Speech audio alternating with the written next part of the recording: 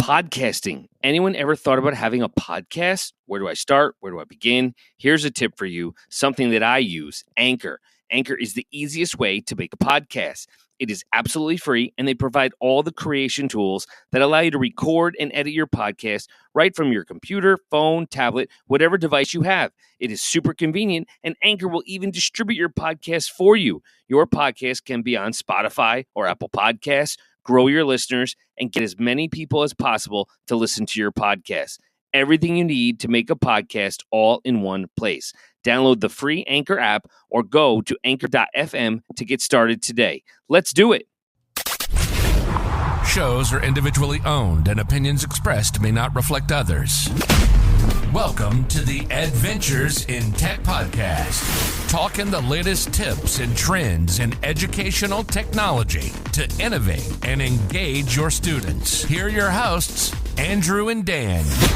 Welcome to episode 16 of the Adventures in Tech podcast. I am one of your hosts, Andrew. And I'm the other one, Dan.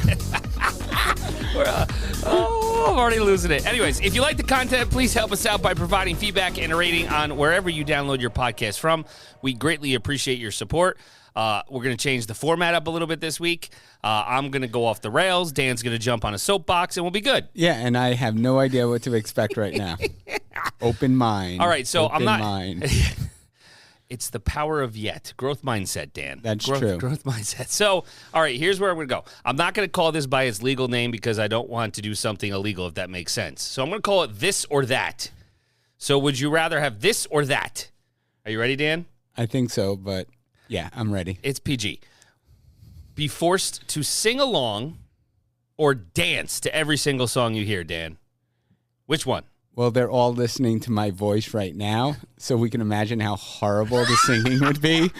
So I think I will get my groove on and dance. Oh, Dan's doing the Cabbage Patch. There's your visual, folks. I'm going to throw the Running Man in for good measure. Oh, yeah, the Running Man, the shopping car. Here we go. All right, off the rails. Just a little fun today as we say that. As we get started, I'm going to do a this or that or would you rather every week now, just to get, the juices, the creative juices flowing, and kind of give you a visual, as you can see Dan cabbage patching down the hallway. As we move on, told you, off the rails.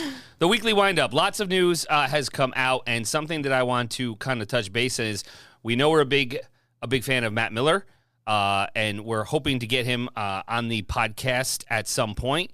But what's just incredible is he's actually starting to write a new book, and it's called EfficienTeach, and he's kind of got the outlines and the chapter already into a Google Doc, and every educator is allowed to suggest and help create this book. I've been looking at it for over a week now and seeing everything that's happening. So essentially, he's crowdsourcing a book. It's great. It's great. And it just brings me to the point, and it actually will lead into today's discussion, but offering opportunities for people to collaborate, to build understandings, and just work together. I mean, it's what he's doing and the amount of involvement and what I see taking place in this is just fantastic. I love that word, fantastic. I'm super excited about it for Matt, and hopefully at that point when we do get him on as a guest, we can kind of start to say where his crowdsourcing idea came from and get a little bit behind, because he's already a very accomplished and well-known author of, I believe it was 5 books, right? 5. Right. So, there's definitely, he's got, he's done it before, and I'm excited to see how this progresses until it kind of reaches the publishing stage. So stay tuned for that. Definitely stay tuned. And, it's really kind of hard to describe what's happening here. But I do recommend to all our listeners, and we'll put the link to it in the show notes. Absolutely. But to open up this document and see everything that's just taking place and how it's growing, I get sucked into all the suggestions and comments. It's totally a reflective experience for me to look at what other people are doing. And you want to talk about best practices? This is highlighting so many different things. And it's just collaborative. Mm-hmm. And we always talk about collaborative projects, and you're connecting with, Matt's got such a far reach, and you're connecting with educators and publishers and writers and authors from all over the world, and you're getting to see the edits, the suggestions, the everything, the content in real time. So it's very exciting. Very exciting. The other thing is Matt did have a post that we wanted to share called Habit Stacking, 10 Ways It Can Streamline Class. And, of course, we will put we'll put it in the show notes, but I know we've all been there where, he starts off where, do you ever feel like you tell your students to do the same things every single day? Turn in your assignment, push in your chair, do your exit ticket, pick up your materials. And we want to make that a habit where we don't have to have that repetition. It's kind of like my Google Calendar. Yeah. Well, and this is where habit stacking will really help a lot. So we know habits can be negative. They can be destructive, staying up too late, procrastinating. Dan and I are very good at procrastinating. And the list goes on and on. But not all habits are bad. And it's basically habit stacking is the way your brain's way of making decisions without working too hard. So if you align them up with goals, they are very powerful. Right. So one of the easier ways to create new habits, we all are, but if you're tired of telling your students over and over and over and over again to do something, you might be able to stack it together with something they already do. So that's really what habit stacking is. You can just begin with some talking points. After the current habit, I will, and then introduce the new habit. Right. So you want to keep your car clean, Dan? As soon as you turn off the car, that's your current habit, right? You do that. Pick up a few pieces of trash or excess items from your son, right, that are left in the back seat. Exactly. And that's actually something I've been doing with my car is I will not leave my car with anything left over in it. 1,000% agreed. And it makes me so much happier. Oh, it's nice. The clean inside of the car is really, I love the outside car being clean as well, but it's a lot more to maintain right now. Now, in the inside, you can keep it, and depending upon, you get into that habit, it's going to stay that way. So we think about, ways to use habit stacking, in the classroom, and it can absolutely work in a classroom. Matt outlines like 2 simple steps. And then lots and lots of execution. Identify the new habit that you want your students or yourself to start, and then stack it with an existing habit you already have. So some examples that he puts forward. After students walk in the classroom, they'll take out their Chromebooks and open Google Classroom. Current habit, walking in the classroom. New habit, take out the Chromebook and open Google Classroom. Right. Another one that I thought was great was the teacher finishes that direct instruction component. The students do a 3-2-1 activity. So we finished the direct instruction. They're doing that 3-2-1 activity is their new habit. So right after the teacher teaches or after the class discussion, the students' brains are still holding all that new information in their working memory. They sort through it. They can save some of it in a 3-2-1 activity to help them lock it into long-term memory by processing it. So 3 new facts, 2 things I find interesting, 1 question for next time. Get into that habit. It's going to really help our students grow. Right. So definitely get into this article and look at some of the examples he puts forward because it's very valuable. Yeah, and again, there's a lot in the article. It's not overwhelming to read, but we don't want to, read it verbatim. But definitely check it out. As we said, we will post it in the show notes. So Google has an update, and Google Workspace update actually just released this week, where you can now embed linked Google Forms charts into docs, slides, and drawings, which is great because it's always been sheets, right? Right. Because it was just seamless transition in that regard. But now you can embed those linked response charts from those Google Forms into docs, slides, presentations, or drawings. And anytime that new form response is received, anybody who has those permissions, the proper permissions, they can refresh that embedded chart by simply clicking the update button, which is in the top right corner of that chart. So it's very useful for sharing that real-time responses to polls and surveys and incorporate forms responses into presentations or reports, which, as we know, we're constantly looking at data. Right. So you may not see this immediately. It will be turned on automatically. It's a gradual rollout. Could take up to 15 days, but it did start March 1st. So you should be seeing it in your workspace domain anytime in the next 2-3 weeks, let's say. Yeah, I can't wait to see how this works out. So there's another thing that, I know we talked, I believe on episode 13 about sketchnoting, and a lot of people are like, I don't have a touchscreen device. So how do I handle this? I'm not an iOS user. I don't have a touchscreen Chromebook, or I don't even have a tablet. So something that we kind of were looking into was the Wacoms and right. Wacom tablets. And there's a whole variety of those Wacom tablets. Essentially, I mean, they have digital tablets that you can do all these crazy things on, but they have very, very simple little plug-in or Bluetooth tablets. And it's really not like a tablet that you'd think of an iPad or something like that. It's really like an external mouse with a stylus. So anywhere that you would use your cursor or a drawing tool, you can use that stylus on that external touchpad, really what it is, in order to bring in drawing. So it's really an efficient way of just manipulating your computer. Yeah, and they start, I mean, you can sketch, you draw, you edit, you get photos, experiences. They're battery free. You don't have to worry about that component. And the nice thing is there are some that are completely reasonably priced, starting as low as $60.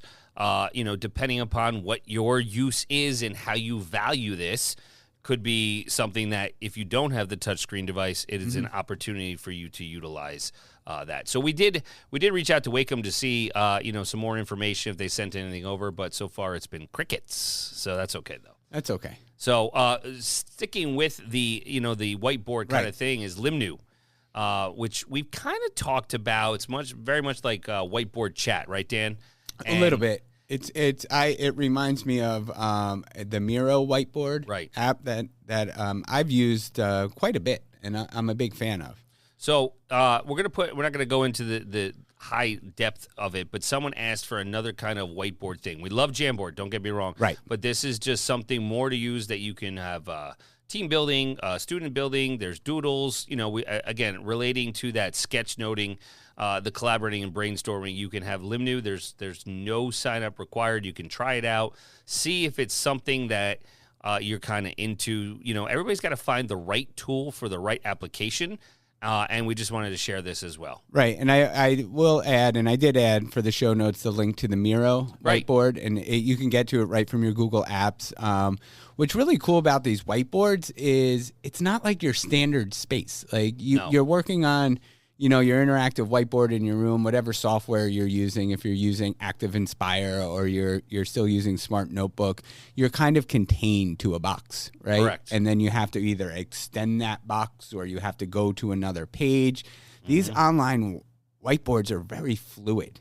It's almost like you can just like those things, like I think of CSI, right? When they're all sitting around that table and they just grab it and move things to the side and rearrange. That's what these digital whiteboards can do. You have an basically unlimited amount of space that you can start putting in your information, and it keeps it all together. And you can insert your Google Workspace documents and slide decks and whatever you need right into that whiteboard. So it's really a cool tool that's worth exploring, and it allows for that creation process with the notes. So as you're going through, putting in information, your slide decks, you can use those, the drawing feature to go in and put in your symbols like sketchnoting and connect things with arrows and processes, and it's really fluid and it's really organic. I think that's what I like about it, is the organic nature of developing understandings in your class. So instead of having kids write down information, they can create information, share it up, and you can make that connections very easy.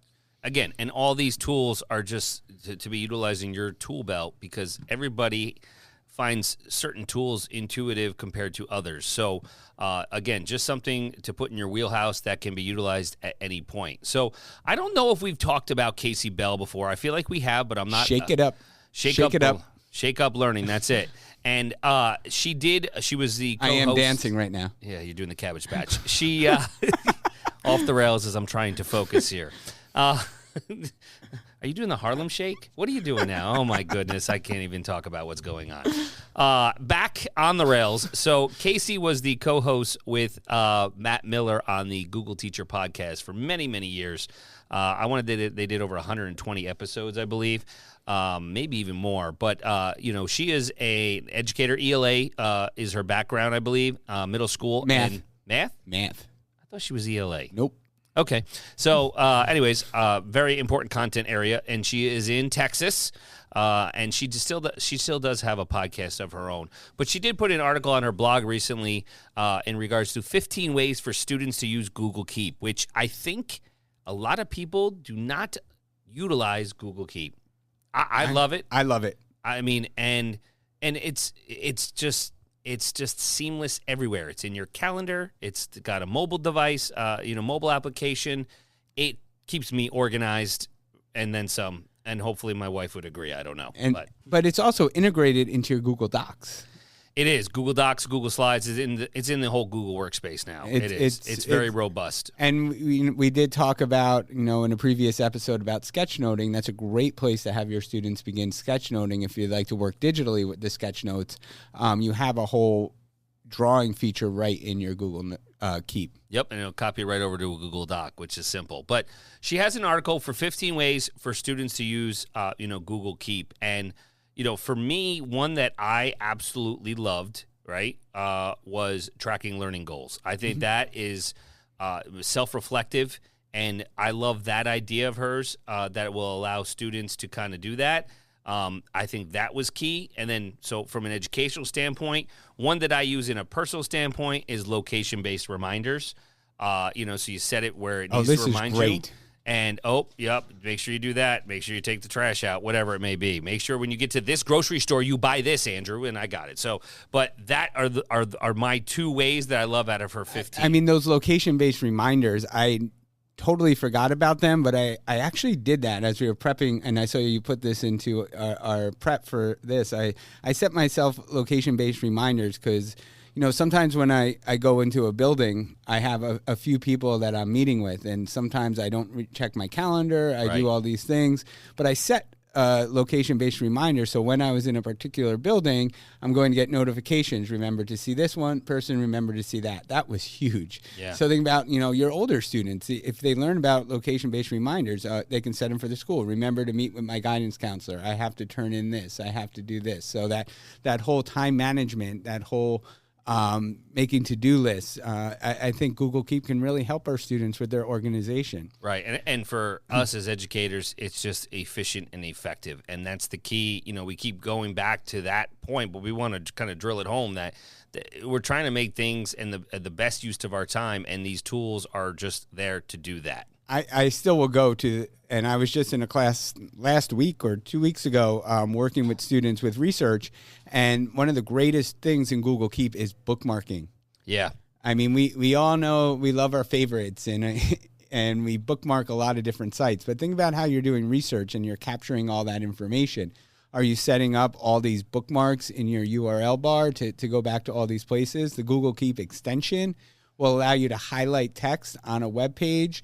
Click on the extension, it bookmarks it and saves those notes right in your Google Keep library along with where you got the resource from. And then I can open up a Google Doc, and then my Google Keep notes are right next to me in the doc. Yep. It's amazing. Yeah, the Google Keep Chrome extension is called Save to Keep, and it is available in the Chrome Web Store. It's pretty much with a yellow light bulb, just like the icon for Google itself. So if that's something that you are interested in, you can definitely check it out in the Google Chrome Store. And just a last thought on Google Keep is it is collaborative. Absolutely. So you can share your Keep notes with fellow students, with your teacher, or keep it to yourself. I mean, Google Keep could be a great spot for journaling. Yeah. I mean, keeping it all in one place, having it all there, making it collaborative with your teacher. There's so many possibilities. I guess we always have to think outside the box sometimes when we look at a standard tool and see all the different ways we can apply it. And it's simple. It's not like you're creating something new in the sense where, I got to start a new one. I got to add this. You just go to Keep and call it a day. The one final thought really with Keep is on the mobile applications, you can take voice notes. So if you are on the go or there's something, Dan runs 1,000 miles every morning, so he's taking notes and then he shares them with me, and it could be wake up with a nice word after that. But, and then I get the alert, Daniel Roberto has shared this Google Keep note with you, and then it's a voice note. And, yeah, so a little bit too much there. But the mobile application component of having the audio note portion is huge. Okay. Last thing is the update. I think we touched on this, but I got another alert about it. And so I think it was kind of delayed, was the originality reports for Google Slides. Yes. So I know that's huge. Right. So I know that originality reports have been out with Google Docs, and remember, it checks, for pretty much plagiarism and everything, not only on the web, but also in your domain. for previous student assignments, but now it's available for Google Slides files. And the one thing I want to point out, it is a plagiarism check. And it Right. does a very good job of doing that. And it's great that it can look at, in your own domain. So, you talk about siblings or friends and, different times taking the classes, hey, Andrew, can I have your paper? And I go ahead and turn it in. Yep. It will recognize that. But there's also a teaching aspect to using originality reports in Google Classroom because, you can set up any assignment with originality reports. But students can also run their own originality reports. So, a lot of what we're doing is creating students the habit of proper citation and making sure it's done correctly. So by them, even especially using the new citation features in Google Docs and everything that's there, but having students run their own originality reports will help in the teaching of how to properly cite source material. Right, which is a skill that the students need to know, even though we know all these tools are beneficial for our students now, something that we never had growing up. It is a good skill to have because, you want to give credit where credit is due. Correct. Okay, so I know we didn't get into much. There was a lot of news.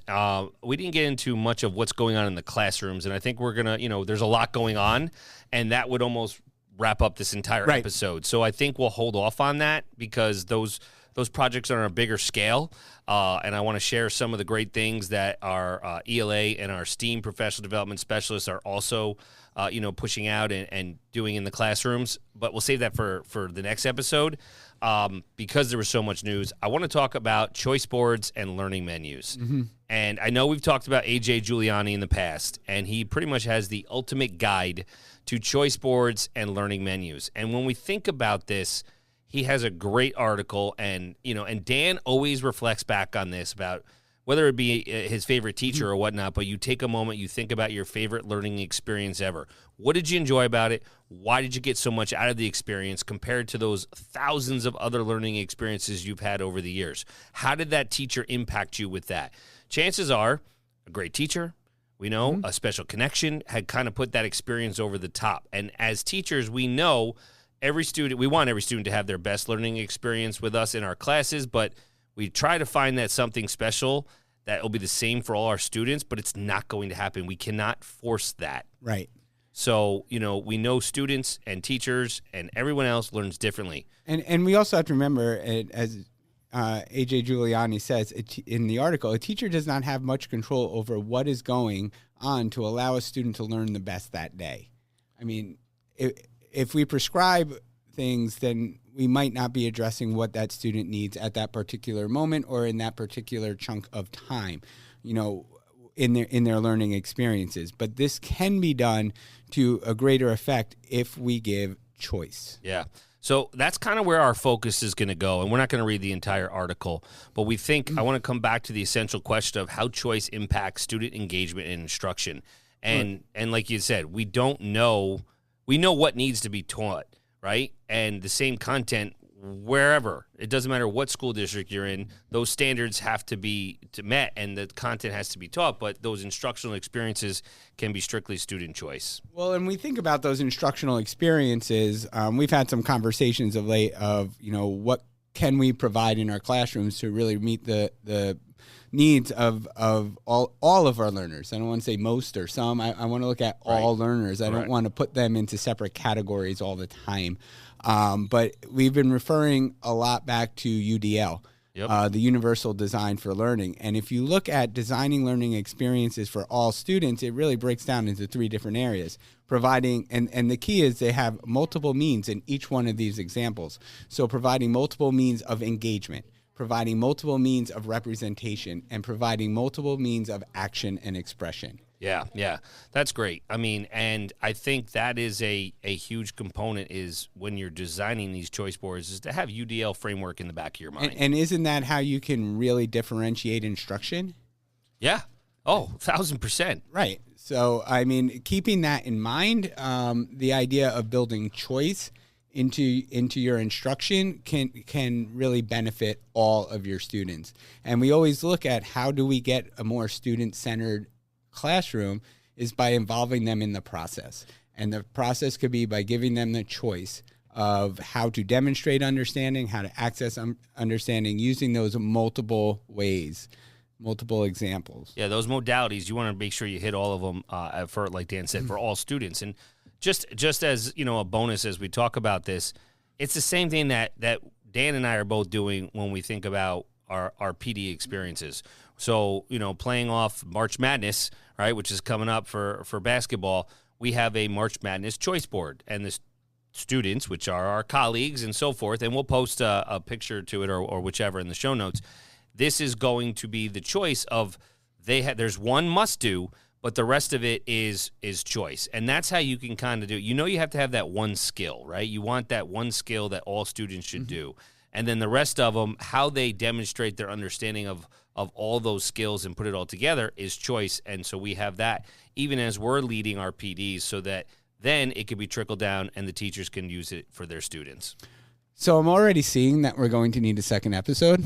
Yeah. I'm just going to keep going with the conversation that we're having. Yep. And I know we're still in AJ Giuliani's article, but he brings up a good point, and it's something that we have a lot of conversations about when we're designing learning experiences for students, is talking about what is our overall goal. And you talk about the idea of engagement versus compliance. Yep. And I think that's something to consider, because we all know that the best learning experience happen when the learner's attitude, attention, and commitment to the process is at an all-time high. So we can definitely look at that as engagement. So are the activities and the environment that we're providing our students engaging, or are we just asking them to be compliant? That's a great thing. And this is coming from what Phil Schlechte, right? Yeah. Calls engagement in fantastic levels. And again, we'll post that in the article, but there's really 5 ways that students respond or adapt to these school-related tasks and activities. So engagement, high attention, high commitment. And then we have strategic compliance, high attention, low commitment. Ritual compliance, low attention, low commitment. Retreatism, no attention, no commitment. And Dan's favorite, rebellion. Diverted attention, no commitment. And I think we've all seen that at various levels. And we could see those same characteristics in the same classroom during the same lesson. You'll have learners at all different levels of the engagement. So how do we bring people up higher, all of our students, by offering choice? Yeah. And, the AJ Giuliani really gives you the instructions and the scaffolds to develop your first choice board. Like, what would it look like? So you really think, and you use that UDL, and you're building it into the, how's it built into your curriculum? So he gives you all of the options, of how you can actually utilize this, how many choices you want to incorporate into your choice board, and it's step-by-step guide for your classroom.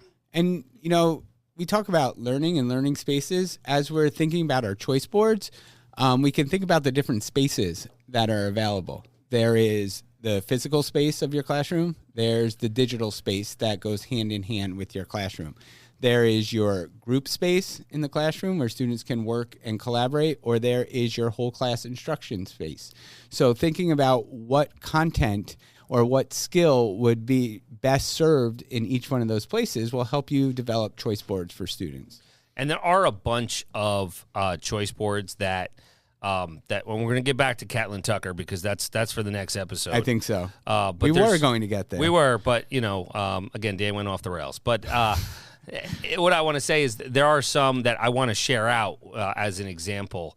And again, we talk about social media and the benefits to social media as an educator and how things can be, shared. So Dr. Tori Trust, at Tori Trust on Twitter, has a whole choice board built specifically on Women's History Month, which is great. So she's got a collection of digital choice boards about the untold stories and hidden histories of influential women in history.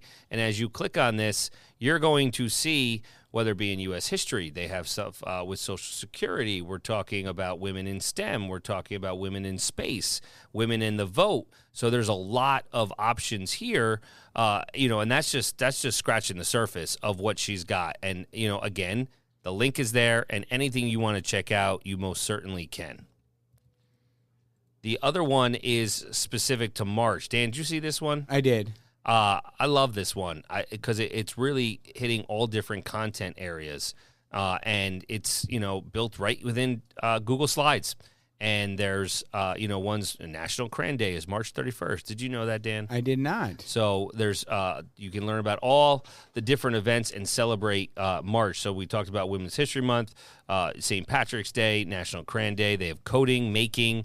Read Across America is this month, so that's huge. Technology fun. We talked about auto draw, virtual field trips, virtual makerspace. There's tons of options in this choice board as well.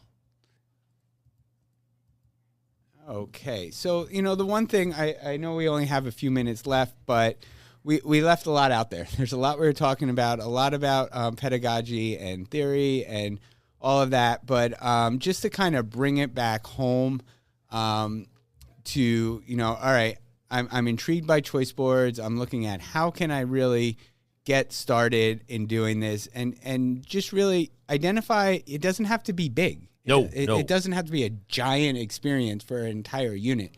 It could be a small part of your lesson. Just identify a unit, a concept, a skill that you want students to know, do, or make in order to demonstrate understanding.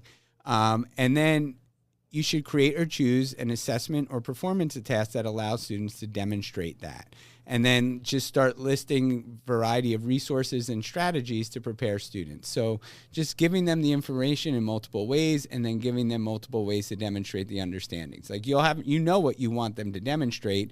You can choose different platforms and different tools to allow them to use their own choice and voice. And when Dan says as in its simplistic form, I'm thinking tic-tac-toe board. Right. Three across. Let's not make it, crazy.